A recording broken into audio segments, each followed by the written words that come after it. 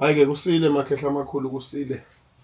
Nina bakaShaka nani baphunga noMageba esigodlweni sikamthandazo ucabashe lapha manje kusile siyaphahla.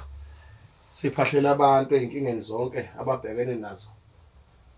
Sinethulela-ke ukuthi ukusuka nje esontweni lokuqala kuJanuwari kuzobe sekukhona amadon la ekhaya nama-aquas nezinto nje zokugcoba ney'nsipho zala ekhaya ey'khulekelwe zakhiwa ngendlela yokuthi abantu bekwazi ukusizakala ngoba kwenzeka ukuthi la uhlezi khona uyaludinga usizo kodwa manje awukwazi ukulokhuzana ukuthi usizakale. Siyanikhulekela-ke makhehla amakhulu ukuthi cha impela nani ngenani ko-YouTube nibheke indaba ubufakazi ngoba into inhle ngobufakazi nako-TikTok nako-Facebook. Uma ulokhu uthe nje Sipha Healing Center ungena ku-YouTube uyamthola umthole kuzo zonke iy'ndawo futhi-ke inambeni yakhe uyatholakala ethi 073 450 4074.